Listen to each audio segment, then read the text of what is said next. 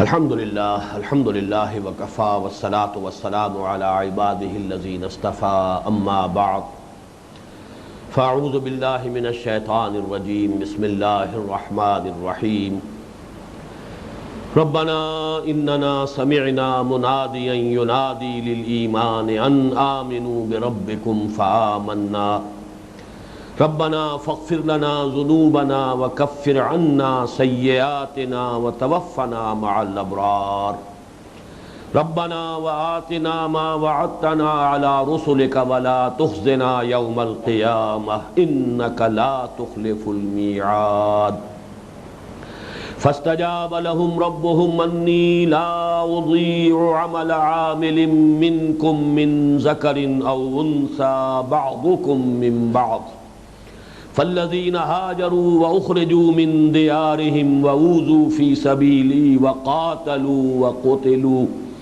لأكفرن عنهم سيئاتهم ولأدخلنهم جنات تجري من تحتها الأنهار ثوابا من عند الله والله عنده حسن الثواب صدق الله العظيم رب اشرح لي صدري ويسر لي امري واحلل عقدة من لساني يفقهوا قولي اللهم ربنا الهمنا رشدنا واعذنا من شرور انفسنا اللهم ارنا الحق حقا وارزقنا اتباعه وارنا الباطل باطلا وارزقنا اجتنابه آمین یا رب العالمین۔ سورہ آل عمران کے آخری رکوع کی پہلی 3 آیات میں ایمان باللہ اور اس سے پھر ایمان بالآخرت تک کا جو عقلی سفر ہے، جو اختلاط ذکر و فکر کے نتیجے میں انسان طے کرتا ہے، اس کی تفصیل بیان ہو چکی ہے، جسے حضرت شیخ الہند رحمۃ اللہ علیہ نے اپنے حواشی میں ایمان عقلی سے تعبیر کیا ہے۔ اب اگلی 2 آیات میں ایمان سمعی کا تذکرہ ہے، اس میں مزید وضاحت کی ضرورت نہیں ہوگی۔ یہ بات میں متعدد اپنے پچھلے دروس میں واضح کر چکا ہوں کہ وہ سلیم الفطرت سلیم العقل لوگ جو خود اختلاط ذکر و فکر کے نتیجے میں یہاں تک پہنچ چکے ہوں کہ انہیں اللہ کی معرفت، اس کی توحید کی پہچان، اس کی صفات کمال کی معرفت حاصل ہو گئی، انہوں نے یہ بھی پہچان لیا کہ اعمال انسانی ضائع جانے والی شے نہیں ہے، اس کے نتائج نکل کر رہیں گے، بلکہ اس سے آگے بڑھ کر اس کے لیے ایک اور عالم کا ہونا، اس کا تقاضا ان کے سامنے آیا کہ عقلاً ضرورت ہے کہ ایک دوسرا عالم ہو، ایک دوسری زندگی ہو، جس کے نوامیس اور قوانین اس عالم کے قوانین طبیعی سے مختلف ہوں، جن میں اعمال انسانی کا بھرپور بدلہ مل سکے۔ جو لوگ ان حقائق تک پہنچ چکے ہوں، جب ان کے کانوں میں کسی نبی کی آواز آتی ہے، اس کی دعوت ایمان جب ان کے کانوں تک پہنچتی ہے، تو بغیر کسی لحظے کی تاخیر کے وہ فوراً تصدیق کرتے ہیں۔ یہاں اب ہمارے یہ دروس جن میں کہ یہ حکمت قرآنی کا تدریجاً سلسلہ جو ہے ایکسفولڈ ہوا ہے، انفولڈ ہوا ہے، کھلا ہے تدریجاً، اس میں پہلی مرتبہ لفظ ایمان آ رہا ہے۔ ہمارے اس منتخب نصاب میں میں نے عرض کیا تھا اس سے پہلے 2 اسباق میں لفظ ایمان آیا۔ سورۃ العصر میں الا الذین آمنوا وعملوا الصالحات وتواصوا بالحق وتواصوا بالصبر، یا پھر سورہ آیہ بر میں وَلَٰكِنَّ الْبِرَّ مَنْ آمَنَ بِاللَّهِ وَالْيَوْمِ الْآخِرِ وَالْمَلَائِكَةِ وَالْكِتَابِ وَالنَّبِيِّينَ۔ بعد کے 3 دروس میں ایمان کی اصطلاح نہیں آئی، اب ایمان یہاں آیا، اور آیا کس کے ضمن میں؟ نبی کی دعوت کے جواب میں۔ ربنا اننا سمعنا منادیا ینادی للایمان، اے رب ہمارے، ہم نے سنا ایک پکارنے والے کی پکار کو، ندا آواز کو کہتے ہیں، اور یہاں سے منادی یہ گویا کہ یہ باب مفعلہ سے فاعل بنے گا، ندا کرنے والا، اس میں مبالغے کا انداز پیدا ہوتا ہے، یعنی بڑی شدت کے ساتھ منادی ہوتی ہے۔ آپ کو معلوم ہے کہ بڑے کسی ڈھول کے ساتھ کسی بھی ایسے ذریعے سے کہ تمام لوگوں کی توجہات کو اپنی طرف مرکوز کر لیا جائے تو پھر کوئی بات جو ہے لوگوں کو بتائی جائے، یہ منادی ہے۔ تو اس میں گویا کہ اس دعوت کی شدت اور اس کے اندر جو جوش و خروش ہوتا ہے نبی کی طرف سے، یا یہ بھی نوٹ کر لیجئے کہ یہاں ابھی لفظ رسول نہیں آیا، اس لیے کہ یہ ایمان کی منادی رسول کا کوئی امتی بھی کر سکتا ہے، رسول کا کوئی ساتھی بھی کر سکتا ہے، جیسے کہ حضور نے ایمان کی دعوت دی، حضرت ابوبکر ایمان لائے، پھر حضرت ابوبکر نے ایمان کی دعوت پہنچائی ہے، اور عشرہ مبشرہ میں سے 6 حضرات وہ ہیں جو ان کی دعوت پر ایمان لائے۔ تو یہاں پر لفظ منادی آیا ہے، یہاں پہ ابھی لفظ رسول نہیں آیا، اگرچہ اگلی آیت میں رسول آ جائے گا، ربنا وآتنا ما وعدتنا علی رسولک ولا تخزنا یوم القیامہ۔ تو اگرچہ ان دونوں آیتوں میں بیان ہو رہا ایمان بالرسالت کا، لیکن پہلا لفظ جو یہاں آیا ہے وہ عام ہے۔ کوئی بھی ندا کرنے والا، کوئی بھی حضور کا امتی ہو، کوئی بھی آپ کا ساتھی ہو جو آپ کی حیات طیبہ کے دوران بھی اس منادی کے اندر آپ کا دست و بازو بنا ہوا ہے، اس دعوت میں آپ کا ساتھی بنا ہوا ہے، آپ کا معاون بنا ہوا ہے، اور اب تا قیام قیامت یہی دعوت ایمان، ظاہر بات ہے انبیاء کے ذریعے سے نہیں بلکہ نبی اکرم صلی اللہ علیہ وسلم کے امتیوں کے ذریعے سے اس کا غلغلہ دنیا میں بلند ہوگا اور جاری رہے گا۔ تو ربنا اننا سمعنا منادیا ینادی للایمان، اے رب ہمارے، ہم نے سنا ایک ندا کرنے والے کی ندا کو کہ وہ پکار رہا ہے ایمان کے لیے، ان آمنوا بربکم، کہ ایمان لاؤ اپنے رب پر۔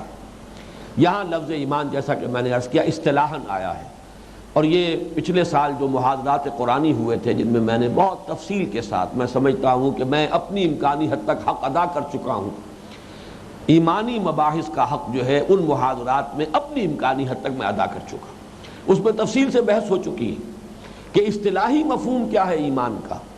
ایمان اصطلاحاً کہتے ہیں تصدیق بما جاء بہ النبی صلی اللہ علیہ وسلم، اللہ کے ساتھ لفظ معرفت بھی آ جائے گا۔ ہو سکتا ہے کوئی شخص کسی نبی پر ایمان نہیں لایا لیکن اللہ کی کچھ معرفت اسے حاصل ہو، موحد ہوگا لیکن مومن نہیں ہوگا جب تک کہ نبی پر ایمان نہ لائے۔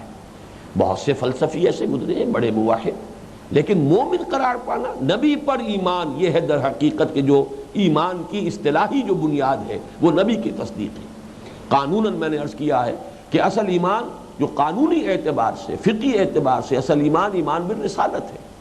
یہی وجہ ہے کہ یہاں اصطلاح جو ہے وارد ہوئی، اننا سمعنا منادیا ینادی للایمان ان آمنوا بربکم فآمنا۔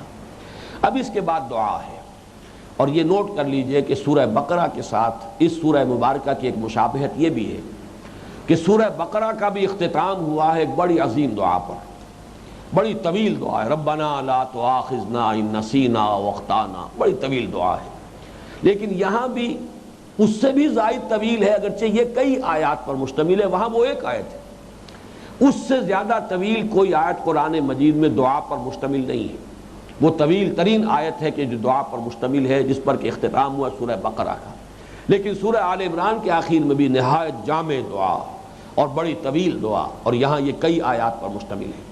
وہ تو شروع تو ہو چکی ہے اس سے پہلی آیت سے، ربنا انک من تدخل النار فقد اخزیتہ، بلکہ اس سے بھی پہلے ربنا ما خلقت هذا باطلا سبحانک فقنا عذاب النار، ربنا انک من تدخل النار فقد اخزیتہ وما للظالمین من انصار، ربنا اننا سمعنا منادیا ینادی للایمان ان آمنوا بربکم فآمنا، ربنا فاغفر لنا ذنوبنا وکفر عنا سیئاتنا۔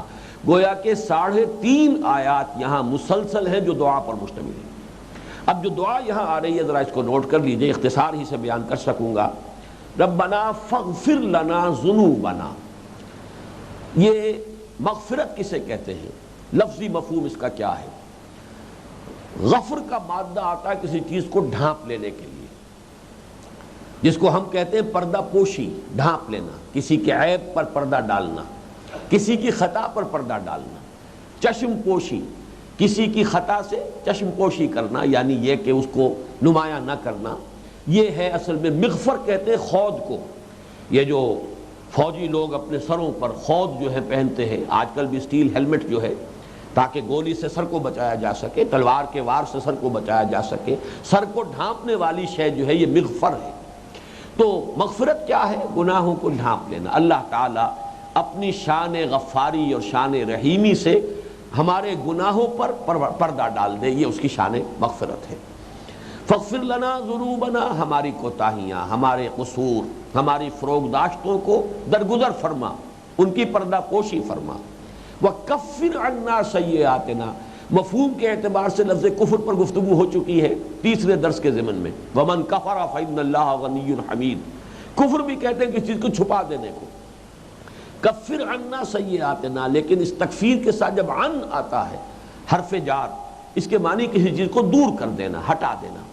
جس طریقے سے ہم لفظ کفارہ استعمال کرتے ہیں، آپ سے کوئی خطا ہو گئی ہے، آپ نے کفارہ ادا کر دیا، گویا کہ اس خطا کا اثر زائل ہو گیا، اب اس کی گرفت جو ہے آپ سے نہیں ہوگی، آپ نے اس کا بدل جو ہے دے دیا ہے، ادا کر دیا ہے، کفارہ دے دیا ہے۔ تو وہیں سے لفظ تکفیر ہے، تکفیر عن، ہم سے دور کر دے ہماری برائیاں، اور اس کے دونوں مفہوم ہوں گے۔ اب تک جو کچھ ہمارے نامہ اعمال میں سیاہیاں درج ہیں، جو بھی اس میں دھبے موجود ہیں پروردگار، ان کو تو دھو ڈال، ان کو صاف کر دے۔ یہاں تک بھی آتا ہے بعض احادیث کے اندر کہ اللہ تعالیٰ جب انسان توبہ کرتا ہے اور صحیح معنی میں توبہ کا حق ادا کرتا ہے اس کی شرائط پوری کرتے ہوئے، تو اللہ تعالیٰ اس کے نامہ اعمال میں جہاں گناہ کا اندراج ہوتا ہے، گناہ کو وہاں سے ہٹا کر اس کی جگہ پر نیکی کا اندراج ہو جاتا ہے۔ فَأُولَٰئِكَ يُبَدِّلُ اللَّهُ سَيِّئَاتِهِمْ حَسَنَاتٍ، اللہ تعالیٰ ان کی برائیوں کو بدل دیتا ہے بھلائیوں سے، نامہ اعمال میں بھی ان بدیوں کی جگہ نیکیوں کا اندراج ہو جائے گا۔ تو یہ ہے کفر عنا سیئاتنا۔ اور دوسرا مفہوم کیا ہے؟ ہمارے دامن کردار پر جو دھبے ہیں، اب تک کی زندگی جو غفلت میں گزری ہے، پروردگار اب تک جو ہمیں شعوری ایمان حاصل نہیں ہوا تھا، پروردگار اب تک ہمیں یہ نعمت ایمان جو ہے اس طور سے میسر نہیں آئی تھی کہ ہمارا عمل اور ہماری عملی روش درست ہو سکتی، جو خطائیں ہو گئی ہیں پروردگار ان سے بھی درگزر فرما، اور جو بری عادتیں ہم نے اپنے اندر پروان چڑھا لی ہیں ان کو بھی دور کر دے۔ ہمارے دامن کردار پر جو داغ ہے، ہماری جو عادتیں ہیں جو راسخ ہو گئی ہیں، کفر عنا سیئاتنا، تیری ہی مدد شامل حال ہوگی تو ہم ان کے چنگل سے اپنے آپ کو آزاد کر سکیں گے۔ جیسے ایک بڑی عمدہ نظم کبھی پڑھی تھی اپنے طالب علمی کے دور میں، I built these bars when I was young۔ ایک تصور دے رہا ہے شاعر کہ جب میں جوان تھا، جب میرے قوا میں طاقت تھی، میں نے کچھ عادتیں ایسی اپنی راسخ کر لی ہیں، پختہ کر لی ہیں کہ اب میں ایک پنجرے کے اندر بند ہو کر رہ گیا ہوں۔ اب اس پرندے کے مانند ہوں جو چاہتا بھی ہے پنجرے سے نکلنا، لیکن اب میرے اندر، میرے بازو میں وہ طاقت نہیں ہے کہ ان سلاخوں کو میں موڑ سکوں اور اس میں سے نکل سکوں، اس لیے کہ میں نے خود ہی جبکہ میں جوان تھا میں نے یہ پنجرہ اپنے گرد جو ہے بنا لیا ہے اور ان سلاخوں میں اپنے آپ کو بند کر لیا۔ I built these bars when I was young۔ اب میں پھڑ پھڑا رہا ہوں، لیکن یہ کہ اب اس پنجرے سے باہر نکلنا میرے بس میں نہیں ہے۔ تو اللہ تو ہی ہمت دے، تو ہی توفیق عطا فرما، تیری ہی تائید و نصرت ہوگی تو ہم ان برے عادات و اطوار سے اپنے آپ کو آزاد کر سکیں گے۔ وَتَوَفَّنَا مَعَ الْأَبْرَارِ، یہ باب تفاعل سے جب آتا ہے لفظ، اس کے معنی ہے پورا پورا وصول کر لینا۔ وفا یوفی، پورا پورا دے دینا، توفا یا توفی، پورا پورا لے لینا۔ تو یہاں پہ اصل میں لفظ جو ہے یہ توفنا باب تفاعل سے، یعنی اس کا اطلاق جو ہے مجازن اس کے معنی موت، پروردگار ہمارا خاتمہ کیجو، ہم پر موت وارد کیجو، لیکن اپنے ابرار بندوں کے ساتھ، مع الابرار۔ یہاں پر وہ پورا درس جو ہے ہمارا آیت بالوارا وہ اپنے ذہن میں لے آئیے۔ بر کیا ہے، نیکی کیا ہے؟ اولئک الذین صدقوا واولئک هم المتقون، اس کے کیا پری ریکویزٹس ہیں؟ ولکن البر من آمن باللہ والیوم الآخر والملائکۃ والکتاب والنبیین الی آخر الآیہ۔ تو اللہ ان کے ساتھ، ان میں شامل کر کے، جیسا کہ سورہ فاتحہ میں بھی ہم نے انعمت علیہم کی تشریح میں پڑھی وہ آیت سورہ نساء کی، اولئک مع الذین انعم اللہ علیہم من النبیین والصدیقین والشہداء والصالحین وحسن اولئک رفیقا۔ پروردگار ہمیں اس جماعت میں شامل کیجو، ہمارا حشر ان کے ساتھ کیجو، اپنے نبیوں کے ساتھ، اپنے صدیقین کے ساتھ، شہداء کے ساتھ، صالحین کے ساتھ، ہمارا حشر ان کے ساتھ ہو، ہمیں آخرت میں ان کے زمرے میں شامل کیجو۔ تو یہ بڑی جامع دعا ہے۔ ربنا فاغفر لنا ذنوبنا وکفر عنا سیئاتنا وتوفنا مع الابرار ربنا وآتنا ما وعدتنا علی رسلک۔ نوٹ کیجئے یہاں، اور اے رب ہمارے ہمیں دیجو وہ سب کچھ جس کا تو نے ہم سے وعدہ کیا ہے اپنے رسولوں کے ذریعے۔ یہاں رسول آیا ہے، دعوت میں تو نبی بھی دعوت دے سکتا ہے، رسول بھی دعوت دے سکتا ہے، غیر نبی بھی دعوت دے سکتا ہے، امتی بھی دعوت دے سکتا ہے۔ ایمان کی ندا کوئی بھی اس کے لیے منادی کرنے والا کھڑا ہو سکتا ہے، لیکن اللہ کے جو وعدے انسانوں سے ہوئے وہ صرف رسولوں کی وساطت سے ہوئے. وَآتِنَا مَا وَعَدتَّنَا عَلَىٰ رُسُلِكَ، پروردگار ہمیں وہ سب کچھ دیجو جس کا تو نے وعدہ کیا ہم سے. وَعَدتَّنَا، وعدہ ہم سے کیا، لیکن براہ راست ہم سے تو ہم کلام نہیں ہوا. تیرا وہ وعدہ ہم پر تو نازل نہیں ہوا، تیری وہ وحی ہم تک نہیں آئی، بلکہ ہم نے تصدیق کی ہے تیرے رسول کی. ہم نے اس کی بنیاد پر اور اس کی اتھارٹی پر ان وعدوں کو سچ سمجھا ہے اور ان کی تصدیق کی ہے، تجھ پر ایمان لائے ہیں. تو ربنا وآتنا ما وعدتنا علی رسلک ولا تخزنا یوم القیامہ، اور اے رب ہمارے قیامت کے دن ہمیں رسوا نہ کیجو. یہ لفظ پہلے بھی آ چکا ہے، انک من تدخل النار فقد اخزیتہ، جس کو بھی تو نے آگ میں داخل کر دیا اسے تو رسوا کر دیا.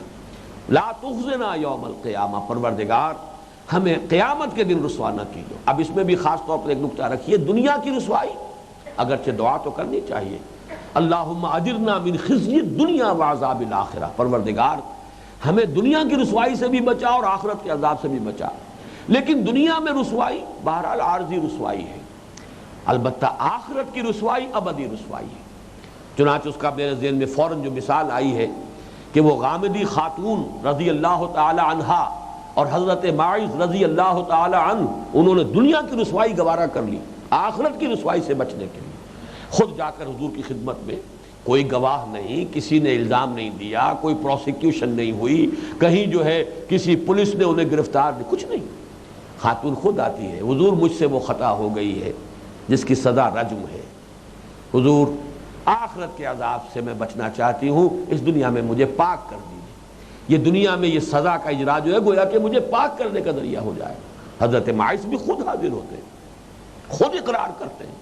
حضور نے تو حتی الامکان ان سے، جیسے کہ ایک حدیث بھی ادرؤوا الحدود عن المسلمین، مسلمانوں سے سزاؤں کو دور رکھنے کی کوشش کرو، خام خواہ ٹریگر ہیپی نہ بن جاؤ، ہاتھ میں جو ہے وہ کوڑا لے کر ڈھونڈتے نہ پھرو مجرموں کو، بلکہ یہ کہ جہاں جرم واقعتاً نگاہوں کے سامنے آ جائے، خود ہی اپنے آپ کو ظاہر اور عیاں کر دے، وہاں تو ظاہر بات ہے کہ جو اجرا ہے حدود اور تعزیرات کا وہ کرنا ہوگا. لیکن یہ کہ خود اس میں کوئی مسرت محسوس نہ کرو، آدمی سیڈسٹ نہ بن جائے، لوگوں کو تکلیف دینے میں اسے راحت محسوس نہ ہو.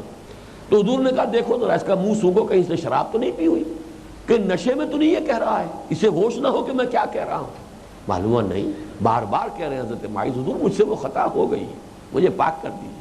تو میں اس کو صرف اس وقت اس لیے کوٹ کر رہا ہوں کہ دنیا کی رسوائی اس کی کوئی حقیقت نہیں، آخرت کی رسوائی بہت بڑی شے ہے، دائمی رسوائی ہے. ولا تخزنا یوم القیامہ، پروردگار ہمیں آخرت میں رسوا نہ کی. باقی دنیا میں ایک رسوائی وہ بھی ہوتی ہے جو داعیان حق کو ہوتی ہے، ان کو کوڑے لگتے ہیں. حضرت امام احمد بن حنبل رحمۃ اللہ علیہ کو لگے، یہ بھی ایک طرح کی رسوائی ہے. تو اس طرح تو تمام جتنے بھی مجددین امت ہیں ان کو تکلیفیں اٹھانی پڑی ہیں. خود نبی اکرم صلی اللہ علیہ وسلم، اب میں کیا لفظ جو ہے اس کے لیے استعمال نہیں کر سکتا، لیکن یہ کہ اگر آپ شعر کا انداز اختیار کریں تو رسوا سر بازارے شوق ستم گارے. آخر طائف کی گلیوں میں کیا ہو رہا تھا؟ حضور صلی اللہ علیہ وسلم جو ہے پتھراؤ کیا جا رہا ہے، بچے جو ہے لڑکے اسٹریٹ ارچنز جنہیں آپ کہیں گے تالیاں بجا رہے ہیں، قہقہ لگا رہے ہیں، تاک تاک کر جو ہے آپ کے ٹخنے کی گھٹیوں کو نشانہ، جو ہڈی ہے ٹخنے کی اسے نشانہ بنا کر پتھر مار رہے ہیں. یہ سب کچھ ہو رہا تھا. تو رسوا سرے بازارے شوق ستم گارے، یہ تو ہو رہا ہے حضور صلی اللہ علیہ وسلم کے ساتھ بھی دنیاوی اعتبار سے کہا جائے. اسی لیے پھر آپ کی زبان مبارک پر وہ فریاد بھی آئی ہے، پروردگار الی من تکلنا، پروردگار کس کے مجھے حوالے کر دیا ہے، الی بعید یتجہمنی اور الی عدو ملکت امری، پروردگار کیا مجھے ان کے حوالے کر دیا ہے. اللہم الیک اشکو ضعف قوتی وقلت حیلتی وہوانی علی الناس، اے اللہ تیری ہی جناب میں فریاد لے کر آیا ہوں اپنی قوت کی کمی کا، اپنے وسائل کی کمی کا، اور یہ جو لوگوں کے سامنے بے عزتی ہو رہی ہے. حوانی علی الناس، یہ ہون کسے کہتے ہیں؟ یہ وہی رسوائی تو ہے، لوگوں کے سامنے جو رسوائی ہو رہی ہے. کہاں جاؤں، کس کے پاس شکایت کروں، کس سے فریاد کروں؟ الیک اشکو ضعف قوتی وقلت حیلتی وہوانی علی الناس. تو معلوم یہ ہوا کہ دنیا کی رسوائی اللہ تعالیٰ بچائے اس سے بھی. اللہم اجرنا من خزی الدنیا وعذاب الاخرہ. لیکن اصل رسوائی ذالک یوم التغابن ولا تخزنا یوم القیامہ انک لا تخلف المیعاد، یقیناً تو اپنے وعدے کے خلاف کرنے والا نہیں ہے۔ اس کے کیا معنی ہوئے؟ ہمیں اگر اندیشہ ہے تو یہ ہے کہ ہم ان وعدوں کے مصداق بن سکیں گے یا نہیں۔ یہ اندیشہ نہیں ہے کہ تو اپنے وعدے کو پورا نہیں کرے گا، تو اپنے وعدے میں سچا۔ ان اللہ لا یخلف المیعاد، یقیناً اللہ تعالیٰ اپنے وعدے کے خلاف نہیں کرتا۔ لیکن ہمیں اگر اندیشہ ہے، ہم اپنے اعمال، اپنی کمزوریوں پر جب نگاہ ڈالتے ہیں، ہم اپنے دامن میں ابھی کچھ دھبے دیکھ رہے ہیں، تو پروردگار اپنے گریبانوں میں جھانکتے ہیں تو محسوس ہوتا ہے کہ وہ کیفیت تو حاصل نہیں ہے کہ جو حاصل ہونی چاہیے۔ اس کی بنا پر اندیشہ ہے کہ ہم اس معیار پر پورے نہ اتریں، ہم تیرے ان وعدوں کا مصداق ثابت نہ ہو سکے جو تو نے اپنے رسولوں کے ذریعے سے ہم سے کیے۔ اس لیے گزارش ہے، مغفرت فرما، خطاؤں سے درگزر فرما، کوتاہیوں پر کی پردہ پوشی فرما، ہماری برائیوں کو دور کر دے، نامہ اعمال کے دھبوں کو دھو دے، تاکہ ہم تیرے ان وعدوں کا مصداق بن سکے۔ یقیناً تو اپنے وعدے کی خلاف ورزی کرنے والا نہیں۔ یہاں یہ 5 آیات پوری ہو گئیں۔ ایمان، ایمان باللہ، ایمان بالآخرہ، ایمان بالرسالہ۔ ایک آیت میں ایمان باللہ کا تذکرہ، 2 میں ایمان بالآخرہ کا تذکرہ، اور پھر 2 میں ایمان بالرسالت کا تذکرہ۔ اب چھٹی اور آخری آیت پر آئیے، وقت بہت کم ہے۔ اس آیت میں جیسا کہ میں ابتدا میں عرض کر چکا ہوں، ان لوگوں کا نقشہ جو ان کے عمل کا ہے وہ اللہ تعالیٰ نے اس کی ایک جھلک دکھا دی، ان کا کردار، ان کی سیرت، ان کا کریکٹر، ان کا رویہ۔ اس لیے کہ یہ لوگ جو اتنے سلیم الفطرت ہوں، جو اتنے صحیح العقل ہوں، جن کی سوچ درست ہے، جنہوں نے کائنات کے حقائق کا سراغ لگا لیا ہے، جنہوں نے ایمان اور معرفت کی دولت حاصل کر لی ہے، ایک لفظ میں عرض کروں گا، یہ منافق نہیں ہو سکتے۔ یہ تو پھر ہر چہ بعد کی روش ہوگی۔ اب جو ہو سو ہو، اللہ کو مان لیا ہے، جو تکلیف آئے، جو آزمائش آئے، جو امتحان ہو، ہر چہ بعد ماں کشتی درا بنداختے، ان کا رویہ وہ ہوگا۔ کچھ لوگ ہوتے ہیں کیلکولیٹنگ مائنڈ کے لوگ ہوتے ہیں، دیکھ بھال کر ایمان لاتے ہیں، سوچ کر لاتے ہیں، کوئی اندیشہ تو نہیں، کوئی خطرہ تو نہیں، کوئی اور وقتی سی تحریک ہو گئی، کسی سے ایسے ہی فوری طور پر متاثر ہو گئے، یہ لوگ زیادہ دیر تک ساتھ نہیں چل سکتے۔ لیکن جن لوگوں کی عقلی کیفیت یہ ہو، جو اس حکمت سے سرفراز ہو، جو اتنے سلیم الفطرت لوگ ہوں، جن کی یہاں تک رسائی ہوئی ہو، جنہوں نے اس طرح والہانہ انداز میں تصدیق کی ہو نبی کی، جنہوں نے اس طریقے سے پیش قدمی کی ہو، آگے بڑھ کر قبول کیا ہو، ان لوگوں کا کردار کیا ہوگا، اس کو ایک دعا کے جواب کی شکل میں اللہ نے بیان کیا۔ فَاسْتَجَابَ لَهُمْ۔ اب یہاں پر جو سپونٹینٹی ہے، اس میں ادھر دعا ختم ہوئی، ادھر اللہ تعالیٰ کی طرف سے اس کی اجابت کا اعلان ہو رہا ہے۔ اس کے لیے فارسی کا ایک شعر مجھے یاد آیا ہے، بڑا پیارا شعر ہے۔ بترسز آہ مظلومہ کہ ہنگام دعا کردن، اجابت از در حق بہر استقبال می آید۔ اور عجیب بات ہے، یہ پڑھا بھی تھا کوئی 5ویں 6 7ویں جماعت کی کتاب میں، اردو کی کتاب میں، تو اس میں ساتھ ہی شعری ہی کی حالت میں اس کا ترجمہ بھی تھا۔ ڈرو مظلوم کی آہوں سے جب اٹھتی ہیں سینوں سے، قبولیت ہے کرتی خیر مقدم چرخ سے آ کر۔ کوئی دعا ایسی بھی ہوتی ہے جس کا استقبال کرنے کو اللہ تعالیٰ کی قبولیت جو ہے خود بے قرار ہے کہ میرا یہ بندہ دعا کرے اور میں قبول کروں۔ تو اس میں وہاں تو کہا گیا مظلوم کی آہ، بترس از آہ مظلومہ کہ ہنگام دعا کردن، اجابت از در حق بہر استقبال می آید۔ قبولیت خود آگے آتی ہے استقبال کے لیے۔ ڈرو مظلوم کی آہوں سے جب اٹھتی ہیں سینوں سے، قبولیت ہے کرتی خیر مقدم چرخ سے آ کر۔ یہ معاملہ جو ہے اللہ تعالیٰ کی طرف سے دعا کی قبولیت کی یہ جو کیفیت ہے کہ ایسے لوگ جب دعا کرتے ہیں، ایسے لوگ جب مغفرت کی درخواست کریں، ایسے لوگ اگر اللہ تعالیٰ سے ان وعدوں کے پورا ہونے کی استدعا کریں کہ جو رسولوں کے ذریعے سے اس نے فرمائے ہیں، تو یہاں تو گویا کہ وہ دعا جو ہے استقبال، جو قبولیت اور اجابت ہے وہ خود استقبال کے لیے آ رہی ہے۔ اسی قسم کا ایک شعر مجھے یاد آ رہا ہے جو ماہر القادری صاحب نے، یہ جو بڑے مشہور شاعر تھے، فوت ہو چکے ہیں حضرت ماہر، انہوں نے کہا تھا، یہ کون پچھلے پہر رات کو ہے سرب سجود، دعا کو ڈھونڈ رہی ہیں ابھی سے تاثیریں۔ وہ کون ہے کہ جو سجدے میں گرا ہوا اللہ سے دعا کر رہا ہے، اس لیے کہ دعا تاثیر جو ہے وہ خود تلاش میں ہے دعا کی، آگے بڑھ کر اس دعا کا استقبال کرنے کے لیے بے تاب ہے۔ یہ کون پچھلے پہر رات کو ہے محو سجود، دعا کو ڈھونڈ رہی ہیں ابھی سے تاثیریں۔ وہ کیفیت یہاں ہے فاستجاب لهم ربهم انی لا اضیع عمل عامل منکم، کہ میں تو تم میں سے کسی بھی عمل کرنے والے کے کسی بھی عمل کو ضائع کرنے والا نہیں۔ اب یہاں جو ہے اس کے اندر جو کیٹیگوریکل انداز ہے، میں نے کوشش کی ہے کہ الفاظ کے علاوہ اپنے اس انداز جو ہے ادائیگی کا، اس سے میں اس کو پورے طور پہ کنوے کروں۔ کسی بھی عمل کرنے والے کے کسی بھی عمل کو ضائع نہیں کروں گا، انی لا اضیع عمل عامل منکم۔ اب یہاں نوٹ کیجئے وہ عمل کا لفظ آیا ہے، الا الذین آمنوا وعملوا الصالحات، یہ سورہ بقرہ سورۃ العصر، اس میں عمل کا لفظ آیا۔ پھر یہ کہ یہ وہ آیت کہ جو سورہ لقمان میں آ چکی ہے، یا بنی انہا ان تک مثقال حبۃ من خردل فتکن فی صخرۃ او فی السماوات او فی الارض یأت بہ اللہ۔ نیکی یا بدی خواہ رائی کے دانے کے ہم بدن ہو، پھر خواہ وہ کہیں پہاڑوں کی کھو میں ہو اور کہیں آسمانوں کی پہنائیوں میں ہو اور کہیں زمین میں ہو، زمین کے پیٹ میں ہو، اللہ اسے لے آئے گا۔ انی لا اضیع عمل عامل منکم من ذکر او انثی، خواہ تم میں سے وہ کوئی مرد ہو جس نے وہ نیک کام کیا ہو، عمل صالح کیا ہو، خواہ عورت ہو، بعضکم من بعض، تم سب ایک دوسرے ہی میں سے ہو۔ یہ جو ٹکڑے ہیں دو یہاں پر من ذکر او انثی بعضکم من بعض، اس آیت کے طویل آیت ہے، اس کے یہ دو ٹکڑے جو ہیں یہ اس اعتبار سے اہم ہے کہ ایک بہت اہم مسئلہ جو اس دور میں بہت عام ہو گیا ہے، جس پر بڑی بحث مباحثہ ہوتا ہے، وہ ہے مسئلہ مساوات مرد و زن۔ ایک ہے مغرب کا تصور مرد و زن کی مساوات کا، ہر اعتبار سے مساوی۔ اسلام نے بھی بعض اعتبارات سے عورت اور مرد کو مساوی قرار دیا، بعض اعتبارات سے وہ غیر مساوی ہے، مساوی نہیں ہے۔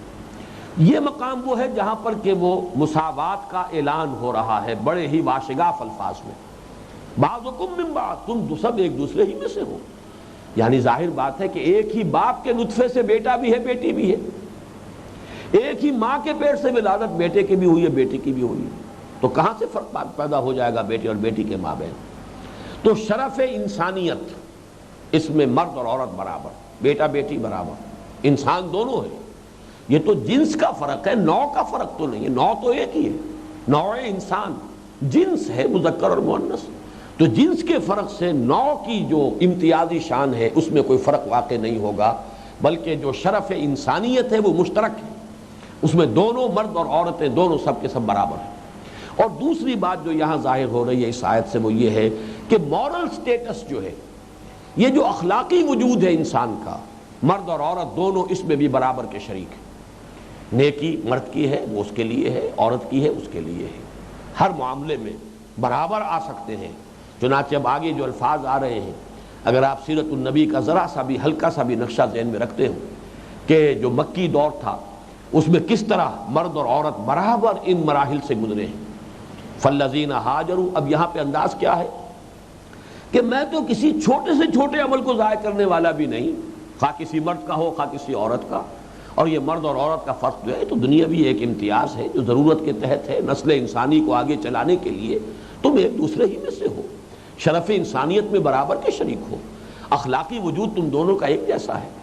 لیکن یہ کہ اگر چھوٹے سے چھوٹا عمل بھی ضائع نہیں کرتا تو اتنے بڑے بڑے عمل جو تمہارے ہیں، فالذین ہاجروا واخرجوا من دیارہم وأوذوا فی سبیلی وقاتلوا وقتلوا، یہ 5 الفاظ ہیں۔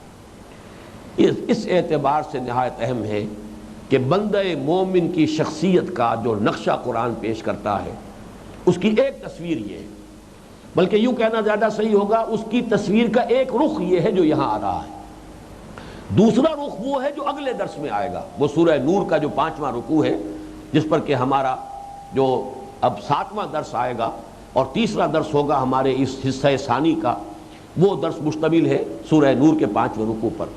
تو گویا کہ جیسے آپ کہتے ہیں کہ تصویر کے 2 رخ ہیں، ایک رخ بندہ مومن کی شخصیت اور کردار کا وہ ہے جو ان 5 الفاظ میں آیا ہے، دوسرا رخ وہ ہے جو سورہ نور کی ان آیات میں آئے گا۔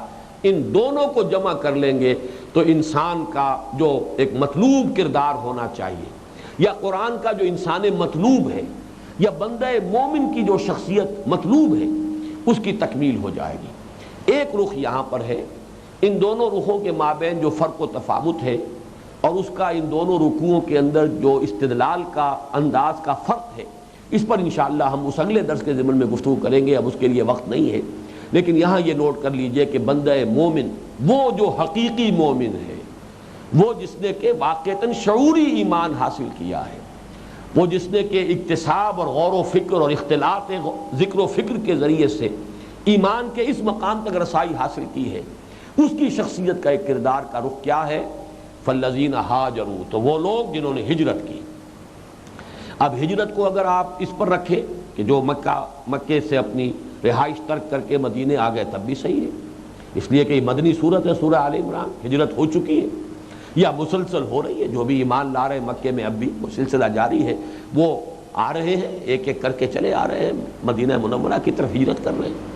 لیکن یہاں پہ چونکہ اس کے بعد آ رہا ہے وَأُخْرِجُوا مِن دِيَارِهِمْ، اس اعتبار سے لفظ ہجرت کو زیادہ وسیع مفہوم کا حامل، زیادہ براڈ بیسڈ قرار دینا زیادہ صحیح ہوگا، اس لیے کہ اس کی طرف حدیث نبوی کے اندر رہنمائی موجود ہے۔ حضور نے فرمایا جب آپ سے پوچھا گیا ای الہجرت افضل یا رسول اللہ، اے اللہ کے رسول سب سے افضل ہجرت کون سی ہے؟ تو جواباً آپ نے ارشاد فرمایا ان تہجر ما کرہ ربک، سب سے افضل ہجرت یہ ہے کہ ہر اس شے کو چھوڑ دو، ترک کر دو جو تمہارے رب کو پسند نہیں ہے۔ یہ ہے ہجرت کی اصل۔ تو جو لوگ ایمان لائیں، اور وہ ایمان صدیقین والا ایمان، صاحب شعور لوگوں کا ایمان، جنہوں نے اس ایمان تک رسائی حاصل کی ہو، ان کا پہلا قدم کیا ہوگا عملی اعتبار سے؟ ہر اس شے سے کنارہ کش ہو جانا جو اللہ کو پسند نہیں۔ اس لیے کہ آپ کو معلوم ہے کہ اس بات نفی کے بعد ہی ہوتا ہے، لا الہ کے بعد الا اللہ آتا ہے۔ پہلے ترک ہوگا، ہجرت ہوگی، پھر اختیار ہوگا اور کوئی عمل کرنا ہوگا۔ اس اعتبار سے یہاں پر بھی وہی ترتیب ہے، فالذین ہاجروا، تو وہ لوگ جنہوں نے کنارہ کشی اختیار کی، جنہوں نے لا تعلقی اختیار کر لی ہر اس شے سے جو اللہ کو پسند نہیں، وَأُخْرِجُوا مِن دِيَارِهِمْ، اور جو نکال دیے گئے اپنے گھروں سے۔ یہاں وہ ہجرت کہ جو مکے سے سکونت کو ترک کر کے اور مدینے آ جانے کا معاملہ ہے، وہ وضاحت کے ساتھ آ گیا، جن پر ظلم اور ستم کے پہاڑ توڑے گئے، یہاں تک کہ وہ مجبور ہو گئے کہ مکے کو خیر بات کہیں اور مدینے آ جائیں۔ وَأُوذُوا فِي سَبِيلِي، اور جنہوں کے ایذا پہنچائی گئی میری راہ میں، میری وجہ سے۔ یہ جو بھی کچھ پرسیکیوشن ہوتی رہی ہے مکے میں، اس کا ایک نقشہ ذہن میں لے آئیے، جس طرح کے بھٹیاں دہکی ہیں پرسیکیوشن کی، تعذیب المسلمین، کسی کو دہکتے ہوئے انگاروں پر ننگی پیٹھ لٹایا جا رہا ہے، کسی کے گردن میں رسی ڈال کر، پھندا ڈال کر، اور جیسے جانوروں کی لاشیں گھسیٹی جاتی ہیں ایسے مکے کی گلیوں میں گھسیٹا جا رہا ہے۔ یہ معاملہ حضرت بلال کے ساتھ ہوا رضی اللہ تعالیٰ عنہ، انگاروں پر لٹائے جانے کا معاملہ حضرت خباب بن الارت کے ساتھ ہوا رضی اللہ تعالیٰ عنہ، اور حضرت یاسر اور حضرت سمیہ رضی اللہ تعالیٰ، انہیں تو شہید ہی کر دیا ابو جہل۔ تو فرمایا وَقَاتَلُوا وَقُتِلُوا، اور انہوں نے اللہ کی راہ میں جنگ کی اور اپنی جانیں دے دی، قتل بھی ہو گئے، قتال کیا اور قتل ہو گئے، چونکہ غزوہ بدر بھی ہو چکا ہے اور غزوہ احد بھی ہو چکا ہے، قتال کا مرحلہ شروع ہو چکا تھا، عام کانفلکٹ کا دور شروع ہو چکا ہے، حضور کی انقلابی جد و جہد کا یہ آخری مرحلہ مسلح تصادم یہ شروع ہو چکا ہے۔ اس اعتبار سے اس کا بھی تذکرہ آ گیا وَقَاتَلُوا وَقُتِلُوا۔ اب یہ 5 چیزیں نوٹ کر لیجئے، اس میں ایک مشابہت پیدا ہو گئی ہے صرف عدد کے اعتبار سے۔ حضور نے ارشاد فرمایا آمرکم بخمس، مسلمانوں میں تمہیں 5 باتوں کا حکم دیتا ہوں، اللہ امرنی بہن، اور یہ میں اپنی طرف سے نہیں دے رہا، اللہ نے مجھے ان کا حکم دیا ہے کہ میں تمہیں اس کا حکم دوں، بالجماعت والسمع والطاعت والہجرت والجہاد فی سبیل اللہ۔ یہاں پہ جہاد کے ضمن میں وقاتلوا وقتلوا 2 الفاظ آ گئے، ہجرت کے ضمن میں فالذین ہاجروا واخرجوا من دیارہم آ گئے۔ گویا کہ ہجرت اور جہاد کے مراحل کی یہاں زیادہ تفصیل کی گئی، لیکن ظاہر بات ہے کہ ہجرت و جہاد کے یہ مراحل طے ہوتے ہیں اجتماعی شکل میں، جبکہ ایک جماعتی صورت میں پہلے جد و جہد کی جائے، دعوت، تربیت، تنظیم کے مراحل طے کیے جائیں، پھر کہیں یہ مرحلے آتے ہیں۔ اگر آپ اس وادی میں قدم ہی نہیں رکھیں گے تو یہ مراحل کب آئیں گے؟ یہ مراحل تو آئیں گے، آپ اس وادی کے اندر قدم تو رکھیے، رفتہ رفتہ یہ مراحل خود بخود آ جائیں گے۔ لیکن اگر اس وادی میں قدم ہی نہیں رکھا تو یہ براہی کبھی نہیں آئیں گے۔ بہرحال 5 کے ہندسے کے حوالے سے میں نے وہ حدیث بھی آپ کو سنا دی، آمرکم بخمس، حضرت حارث اشعری رضی اللہ تعالیٰ عنہ سے مروی ہے، اور یہ مسند احمد ابن حنبل اور ترمذی کے حوالے سے مشکات شریف میں موجود ہے۔ آمرکم بخمس بالجماعت والسمع والطاعت والہجرت والجہاد فی سبیل اللہ۔ یہاں بھی نقشہ کھینچا گیا، فالذین ہاجروا واخرجوا من دیارہم واوذوا فی سبیلی وقاتلوا وقتلوا۔ اب جو وعدے ہو رہے ہیں، لو کفرن عنہم سیئاتہم، دعا تھی نا، کفر عنا سیئاتنا، اے رب ہم سے ہماری برائیوں کو دور کر دے، نامہ اعمال کے دھبے بھی دھو دے، اور ہماری کوئی بری عادتیں اگر پڑی ہوئی ہیں تو پروردگار اس قفس سے بھی ہمیں رہائی عطا فرما دے، اس جنگلے سے بھی نکلنے کی ہمت اور توفیق عطا فرما دے۔ تو فرمایا لو کفرن، یہ تاکید کا انتہائی اسلوب ہے عربی زبان میں، کسی وعدہ، مستقبل کا وعدہ، فعل مضارع پر شروع میں لام مفتوح کا اضافہ اور اس کے آخر میں نون مشدد، لو کفرن، میں لازماً دور کر دوں گا ان سے ان کی برائیاں، چاہے وہ نامہ اعمال کے دھبے ہوں، چاہے ان کے دامن کردار کے داغ ہوں، دونوں کو دھو دوں گا، صاف کر دوں گا۔ وَلَأُدْخِلَنَّهُمْ جَنَّاتٍ تَجْرِي مِن تَحْتِهَا الْأَنْهَارُ، اور لازماً داخل کروں گا انہیں ان باغات میں جن کے دامن میں ندیاں بہتی ہوں گی۔ یہ جنت کی جو تعبیر ہے، جس کے بارے میں چوتھے سبق میں ہم یہ پڑھ چکے ہیں، حامیم السجدہ کی آیات کے ضمن میں، کہ اس کی ایک نعمتیں تو وہ ہیں کہ جن کا تذکرہ قرآن میں کیا گیا ہے اور جو وہ ہمارے تصورات کے کسی نہ کسی درجے میں آ جاتی ہیں، اور ایک نعمتیں پھر وہ ہیں کہ ما لا عین رات وما لا اذن سمعت وما خطر علی قلب بشر۔ بہرحال اس کے بارے میں یہاں پر تو صرف یہ ان باغات میں داخل کروں گا جن کے دامن میں ندیاں بہتی ہوں گی، لفظی ترجمہ ہوگا جن کے نیچے ندیاں بہتی ہوں گی، لیکن یہ کہ ایک نیچرل باغ کا جو تصور ہے، ایک باغ تو وہ ہے جو لگایا جاتا ہے آرٹیفیشلی، اس میں جیسے کہ آپ کا شالامار باغ ہے، لیکن یہ ایک فطری باغ ہوتا ہے، جیسے آپ کو کشمیر میں وادیاں نظر آ جائیں یا کہیں سوات میں وادی، وہ باغ ہے فطری باغ۔ اس میں یہ ہوتا ہے کہ نیچے ڈھلوان پر وہ جو باغات ہیں، درخت لگے ہوئے ڈھلوان پر، اور نیچے وادی کی گہرائی میں پانی بہ رہا ہے، وہ پانی سیپ کرتا ہے تو خود بخود ان جڑوں کو سیراب کر رہا ہے، لیکن یہ ہے کہ اس سے وہ جو نیچرل فلو ہے پانی کا وہ برقرار رہتا ہے، ورنہ ہمارے ہاں تو جیسے یہ آرٹیفیشل اریگیشن ہے تو آپ کو معلوم ہے 100 پرابلمز پیدا ہو جاتے ہیں۔ یہ جو بھی یہاں پر زمین کے اندر سالٹس اوپر ابھر کر آ جاتے ہیں، کلر ہو جاتا ہے، مختلف چیزیں، جہاں نیچرل ہے۔ اس اعتبار سے پاکستان کی بہترین زمینیں جو ہیں وہ ضلع مردان کی زمینیں ہیں، نیچرل اریگیشن، ایسا ڈھلوان نیچرل ہے، ان میں اریگیشن بھی نیچرل، اور جو فلو ہے، ڈرین ہے، ڈرینیج وہ بھی نیچرل ہے، اور اس اعتبار سے وہ خرابیاں کہ جو پنجاب کے میدانوں میں ریکلیم کرنے کے لیے کتنے ارب روپے خرچ کرنے پڑتے ہیں لینڈ ریکلیمیشن پر، اس کا وہاں کوئی سوال ہی نہیں، کوئی مسئلہ ہی سرے سے پیدا نہیں ہوتا۔ تو اس لیے میں ترجمہ کیا کرتا ہوں جن کے دامن میں ندیاں بہتی ہوں گی، جیسے اقبال نے کہا دامن میں کوہ کے ایک چھوٹا سا جھونپڑا ہو، تو ایک ایسا نقشہ ہے کہ ذرا بلندی کے اوپر جنت جو ہے بے ربوتن، ذرا بلندی پر ہو، اور اس کے دامن میں کوئی چشمہ جو ہے بہ رہا ہے، یہ ہے نیچرل ایک باغ، تب فطری باغ۔ وَلَأُدْخِلَنَّهُمْ جَنَّاتٍ تَجْرِي مِن تَحْتِهَا الْأَنْهَارُ ثَوَابًا مِّنْ عِندِ اللَّهِ، یہ بدلہ ہوگا اللہ کے پاس سے۔ ثواب کے بارے میں یہ لفظ ثواب جو ہے اس کو نوٹ کر لیجئے، اس کی لغوی حقیقت کیا ہے؟ رجوع الشیء الى حالته الاولى او الى الحالة المقدرة المقصودة بالفکرہ، کسی شے کا اپنی اصل حالت کی طرف رجوع کرنا، یا اس کے بنانے سے جو شے مقصود تھی، مطلوب تھی، اس کی طرف اس کا رجوع کر جانا، اس تک پہنچ جانا، یہ ہے ثواب، یہ اس کا جو لغوی مفہوم ہے۔ اس اعتبار سے عمل کا بدلہ جو ہے ثواب ہے، اس لیے کہ عمل سے مقصود ہے کوئی اجر، کوئی بدلہ۔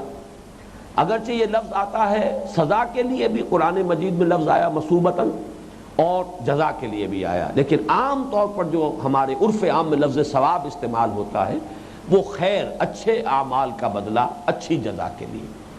اسی طریقے سے مثابۃ للناس کہا گیا خانہ کعبہ کو، وَإِذْ جَعَلْنَا الْبَيْتَ مَثَابَةً لِلنَّاسِ وَأَمْنًا، اس لیے کہ وہ جگہ ہے جہاں اہل ایمان لوٹ لوٹ کر آتے ہیں، بار بار آتے ہیں، اور انسان جو ہے جو بھی حج کر کے آتا ہے واقعہ یہ کہ پھر اس کے دل میں کچھ عرصے کے بعد پھر ہوک اٹھتی ہے کہ دوبارہ لوٹے، اور یہ اس کے ایمان کا تقاضا ہے، وہ کوئی خاص کیفیت ہے جس کو کہ الفاظ میں بیان کرنا ممکن نہیں ہے۔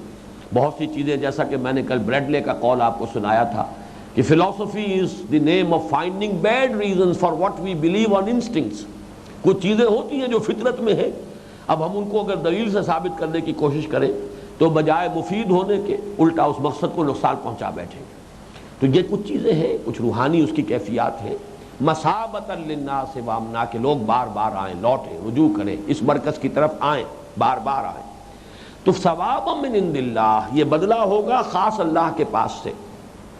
آخری ٹکڑا بہت اہم ہے، واللہ عندہ حسن الثواب، اور جان لو کہ اللہ ہی کے پاس ہے اچھا بدلہ۔ یہ کیوں کہا؟ ہر انسان اپنی محنت کا کوئی نہ کوئی بدلہ چاہتا ہے، اجرت چاہتا ہے، اور زیادہ سے زیادہ چاہے گا انسان۔ ہر انسان چاہے گا مجھے اپنی محنت کا، اپنی صلاحیت کا بدل، اس کی اجرت جو ہے زیادہ سے زیادہ ملے۔ اب اسی کو بڑے پیمانے پر پھیلائیے۔ مجھے اور آپ کو اللہ نے جو صلاحیتیں دی ہیں، جو مہلت عمر دی ہے، جو ذہانت دی ہے جتنی بھی دی ہے، جو فطانت دی ہے جتنی بھی دی ہے، جو قوت کار دی ہے جتنی بھی دی ہے، اس سے اگر ہم دنیا مراد اور دنیا کو مقصود بنا کر انویسٹ کریں اس کو، تو یہ بڑے گھاٹے کا سودا ہے۔ ایک ضرورت کی حد تک تو انسان کی مجبوری ہے، اس کو مقصود بنا لینا، مطلوب بنا لینا، یہ بڑے گھاٹے کا سودا ہے۔